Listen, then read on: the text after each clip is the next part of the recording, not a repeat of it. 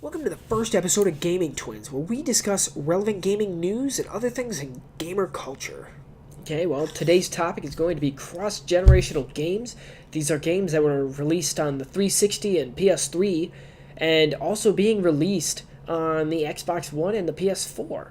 Alright, now why is this a relevant topic? Now, this is relevant because currently this is what is happening in the game industry. Just about every game being released, okay, well, all the big flagship titles that are being released are cross-generational, where they're being released, of course, on the old gen and the new. And, of course, I'm kind of wondering how that's going to affect the quality. Alright, now, give me some good examples of which one of the games you are very specifically talking about. Okay, very specifically, the very first one. Okay, that first one was Assassin's Creed 4. Now, when this was originally announced, it was said cross-gen. Well, not cross-gen. Well, it might have been announced, but they said new consoles. And everyone's like, oh, crap, cool. We get a nice new game for our new consoles. Now, this wasn't a bad deal. I mean, it had awesome rain effects. It had dancing foliage as you crawl through it. And super lighting on those raindrops as they fell. Yeah, and essentially it looked great on next gen. Okay? Fantastic. But Fantabulous indeed. Now but we run into some major flaws with cross-generational games. Well, yeah. With an announcement about how the new systems are going to handle storage. Okay, and this is kind of funny because I mean, the Xbox One. Okay, it can support external storage, so you can plug in extra storage on the outside, but you can't swap out that internal storage. So you're stuck with what you got in there. Unless you want to void your warranty. Yeah, which is 500 gigs, and I have no idea if that 500 gigs is 100% usable, or if some of that's being taken up by the system. Because the thing doesn't even show you the storage. Hopefully that'll come in a little bit. The OS needs a huge update, but... Well, that's the thing. Okay, so Xbox One, it handles storage by external USB storage, whatever. You can plug in. You can plug in more storage, okay, but it's not available right now. PS4, similar boat. Not available right now, but you can swap out the internal storage. So you can swap out that hard drive for a bigger one. That's pretty cool. But that's the problem. Right now, neither of those are accessible on either console, and you got 500 gigs on both consoles to work with. Now, with Assassin's Creed 4, this game is like 50 gigs.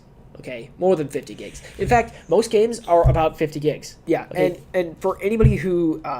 is a 360 player, okay, and don't own a PS3, okay, this is nothing new to all the PS3 people, okay. Sony know all the Sony fans. They know, you have to install your games to your hard drive if you want to play them, okay. Well, 360 guys, you have to as well now with the Xbox One, okay. The games need to be installed to the hard drive. Internal okay? storage, yeah, the internal storage. Okay, now this kind of causes a problem because Assassin's Creed 4 is like over 40 gigs of data. I was pretty sure. It's close to 50 gigs, which is a whole tenth of your hard drive. A tenth. Okay, that's 10 games you can have. 10 games. Okay, we can't touch the storage. Now, one big thing is that these games are very, they're very new to next gen, so they're not exactly optimized. I'm sure the developers are figuring it out. I installed Rise, and it took me, I think it was like a little over 12 gigs, okay? Now, that's incredibly small compared to... When could you play? I could play it, seriously, 3 gigs installed. 3 gigs installed. 3 gigs I could play, okay? 12 gigabyte install. With Call of Duty, okay, and, I don't own Assassin's Creed 4 for the Xbox One, okay? Yeah, and but I did buy Call of Duty, and I couldn't even play until 52%. Yeah, it was over 52% had to be installed before I could start playing the game. And this is like a 50 gig game. Yes, and Rise I could start at about 3 gigs out of the whole 12. It's 12 gigs. Now, so the thing is that these cross-generational games... Actually, there was a report online, someone who leaked the details early about Assassin's Creed 4, because they were checking out all the new things, and they were installing it, and very similarly, I believe it was around 50%, they could play Assassin's Creed 4. Now, here's the thing, also with Call of Duty, it was about 52%. Rise, it was 3 gigs out of 12, okay? What was Forza?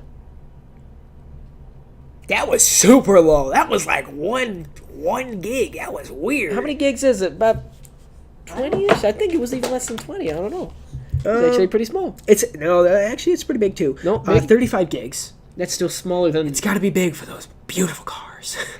That's smaller than Call of Duty and... Call of Duty, Assassin's Creed 4. 49 gigs of storage. 49 gigs for Call of Duty. Now, okay, this was a kind of a big deal. I mean, these cross-generational games, okay, so far we have 2 examples of cross-gen games where their installs, you have to wait more than 50% just to play the game, okay, and they're huge. They're bigger than the Xbox One titles, which are just Xbox One. And I don't know if this is because the Xbox One titles are optimized for the new console, and where these cross-generational games are really just like 360 games ported to the next console where it's not optimized, and that's why it's pretty rappers. Storage. Very pretty rappers. Very pretty rappers. Over a 360 game. I'm kind of worried about that. I mean, I don't know. These cross-generational games are not necessarily optimized for these new consoles, and I think that's a direct result. Yeah, we're getting glorified 360 titles on our Xbox One, essentially.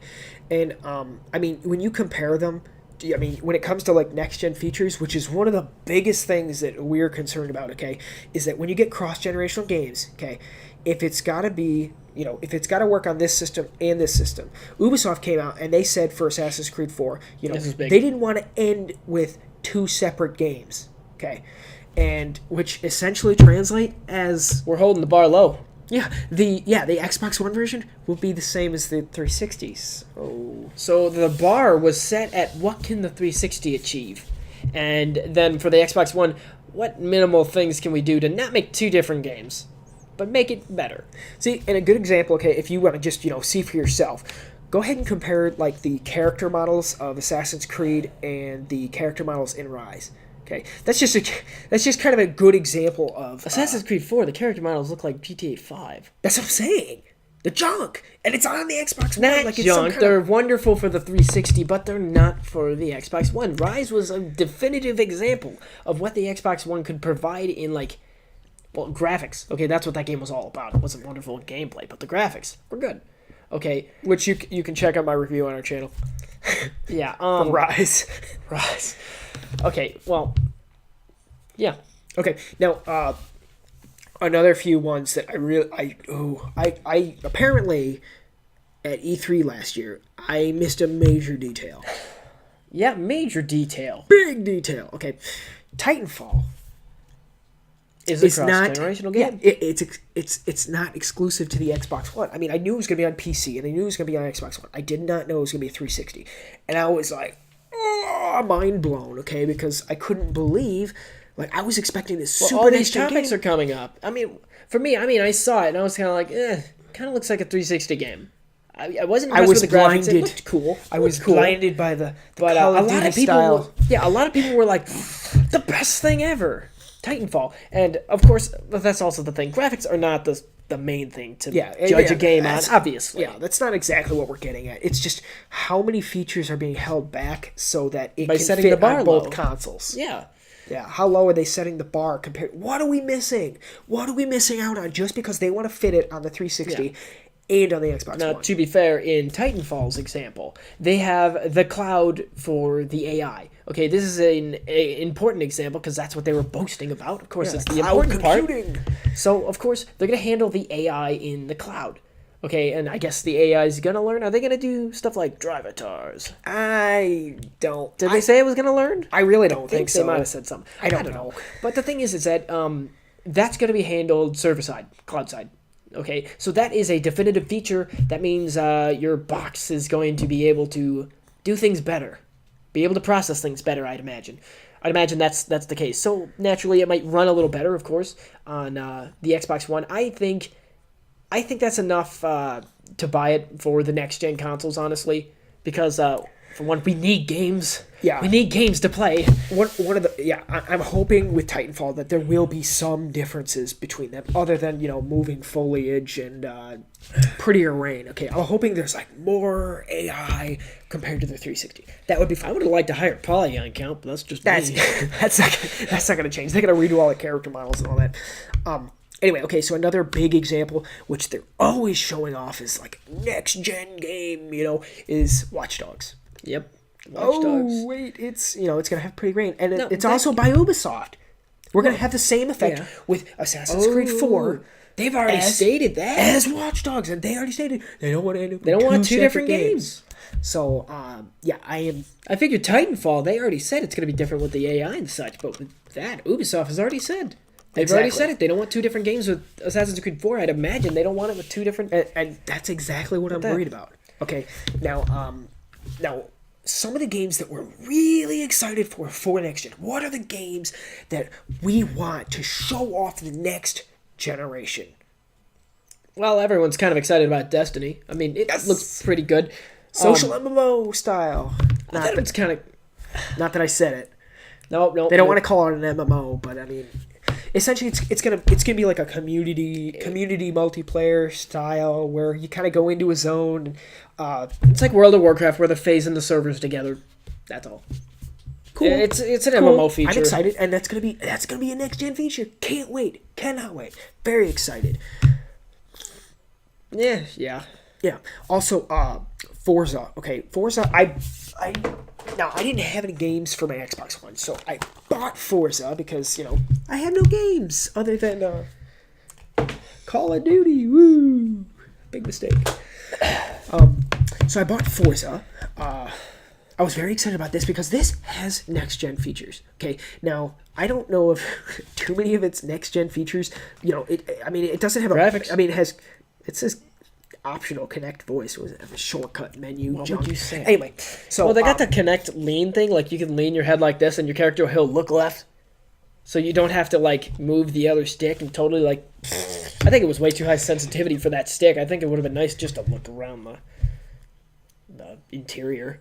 Anyway, so one of its major next gen abilities is its drivatars. It's where they kind of learn how you're driving and stuff, and then you make an online AI essentially that goes into other people's games and plays sort of like you. Yeah, it does. It messes with them. I mean, like, if you want to be a troll, I'm not sure how much the drivatar works. I mean, I would have loved to try and be that one guy who drives backward on every course. See if the drivatar picks it up. See if the drivatar picks it up. I don't think that would I don't think that's how it works, yeah. But it takes your subtle, like, driving style, which is cool. Maybe, like, I've been hearing, like, the one thing I can think of is a good example. Like, maybe if you tap the brakes a certain way when going around certain turns and stuff, it kind of learns how you do that and how you take your turns. So that's a true next-gen feature. I'm excited. I mean, I've played this game. How many people are cutting over every turn corner? Oh, I know, exactly. And that's the greatest part, is the AI isn't driving a straight line going...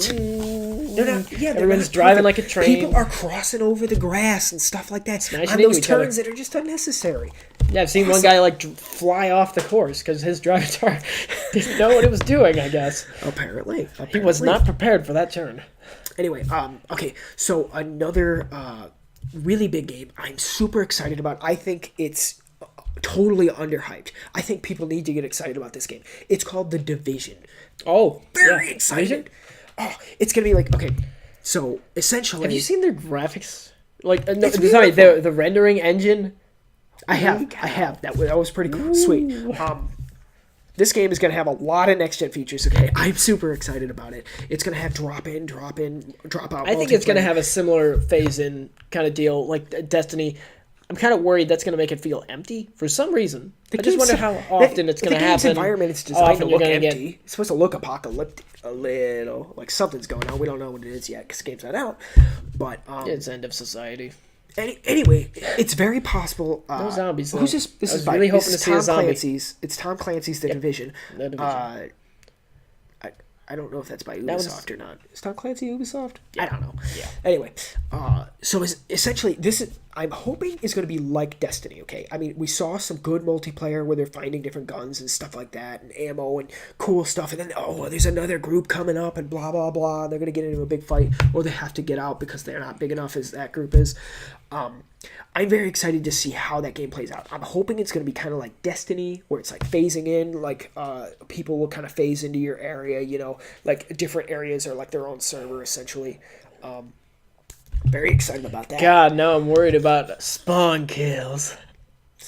They were just out of sight, so they spawned in and shot you. Ooh. Why did they spawn right next to me? I'm hoping the game's sort of like DayZ. Not that excessive. Not that excessive. If you guys don't know what DayZ is, look it up. Yeah, the great Bean Wars of DayZ. Don't want to be a part of that. Anyway, I think it would have been fun. Yeah. There's a few other games that I'm kind of excited about. Project Spark. Looks interesting. Something tells me it's going to be like Killer Instinct, where you have to buy pay for DLC parts. You get the game and DLC parts. You know what it might be like? It might be like Disney Infinity, where you buy the world parts and the... I don't... Like physical parts, too? Nah, I was thinking more like just straight up set digital parts, style? so you can work with, like they showed an example with, like, the goblins and stuff. Well, maybe they'll have, like, a medieval thing where they'll have, like, knights in armor or something. And you'll have category, like a medieval theme. A theme, yeah. Apply some themes. Buy some themes. Yeah, or something tells me... mode programming stuff. Something tells me big time that game is going to be sort of like that. Little Big Planet. Somewhat similar. I didn't play it. I didn't play Little Big Planet. I know I should have. Anyway, so, okay, now there's one big thing I'm kind of anticipating for this upcoming year of E3, okay? Quarter 4. This is going to, comes out quarter 4. This is serious. It's going to shape the future of these next-gen titles. It's going to either delay it or it's going to force progression. Either everybody is going to have to jump on board and, move on and get to the next generation or not. It's Call of Duty. It's a flagship series, okay? Everybody's playing. Flagship. It doesn't matter if you don't like this game. Everybody else does, and it's going to sell no matter what. I made a massive mistake. There's always going to be 11-year-olds. Yeah, there's always going to be 12 and 9-year-olds and 11-year-olds that need to play Call of Duty, and their parents are going to buy it for them, and they're going to wreck your online experience by their whining and constant swearing and all this random stuff. Well, kids can't afford new consoles. That's what I'm worried about. Parents buy it for them because they need their next Call of Duty game. Anyway, okay, this I purchased, and biggest disappointment ever, there's no difference. There wasn't going to be a difference. It looks a little better. It requires 49 gigs to install. It requires 49 gigs to install. 1/10 of my hard drive, and it's the same game as the 360. Dedicated to Call of Duty. Anyway. 1/10 of your drive dedicated to Call of Duty, and you're probably going to get the next 3 games, so that's about gotta get the a fourth of your drive dedicated to Call of Duty. No, you probably cycle them out, but whatever. Anyway, but that's the big thing, okay? Call of Duty is a flagship series, okay? If that comes out, this E3, if they announce it, then it's only going to be Xbox One and PS4 and PC. You PC guys are it's always there. You're somewhere in the crowd. You're that 10% up there. Anyway, but if it comes out, it's just Xbox One and just PS4. That means the consoles are going to sell. Call of Duty will sell no matter what. More games are going to have to start coming out on the next gen because people are going to own the next gen consoles because they saw Call of Duty. It's like, exactly. I want to play Call of Duty. We got a few years to wait for Halo. Okay, Halo's, it's on pause for a little bit, and I think it deserves a little bit of a break. Call of Duty needs a break, but doesn't matter. We're going to buy it anyway. So Call of Duty is going to come out. If it like I said, if it only comes out for next gen, that is going to be a serious pushing point. The market's going to change, and until that happens, if they announce that it's for the 360 and the Xbox One and the PS3 and the PS4, we're once again holding back our progression. Where we are right now. Yeah, where we are right now. It's the same Cross-gen thing. games. We're going to have another one of these. You're going to have 360 editions. The bar is going to be held low so they don't end up with 2 different games. Yep, 2 different games. You're going to end up with subpar next-gen titles. Exactly, and that's what this is. It's a glorified. We need a flagship. Game. We need a flagship to pull the next generation. That's what we need. And this is a great game. I love this game. I'm probably going to do a review on it very soon. But it'll probably just be the multiplayer because I don't play single player. I love this game, but it's a glorified 360 game, and I should have bought it for my 360. There are like 8,000 players on the Xbox One in Team Deathmatch. That's like nobody. That's like Black Ops 2 right now. No, I'm sure it's hurting because Ghost came out, but this is the Xbox One. And I thought people were going to jump ship. Hey, Call of Duty broskies want the highest quality gaming. I figured they jump ship. I figured they eat that media up. I don't know, but, there's Call of Duty as a series. Activision has the ability to move this console generation, and I'm very eager to see if they do it. Yeah, if they don't, we're stuck where we are. Yeah, so, some of the, Yeah, exactly. So, anyway, if you liked this show of Gaming Twins, do us a favor and subscribe. I don't know where the button is anymore because YouTube's constantly changing, especially the Google Constantly takeover and all that stuff. Anyway, so if you liked it, subscribe. We have a lot of content coming out. I have a review up. We have a new series called Twin versus Twin. Very exciting, where we beat the junk out of each other on whatever online games that we feel like playing, or very soon, we're hoping that if we have enough viewers and all that other stuff, that we can start putting up polls, and you guys can pick the game. That might be fun. More interaction, more fun stuff. Very cool, very cool. Super excited. Anyway, also, if you could, go ahead, go to Twitter, and follow us at Gaming Twins. Yeah, we'll figure that one out. Yeah, and then we're probably going to have like a Facebook page soon and all that other jazz, you know. And, yeah, very excited. In the meantime, yeah, have fun. You're gonna be like Are you ready? Conway. Got fish hooks for fingers, mate. That's how I can climb buildings. That's one of his comments. Got fish hooks for fingers.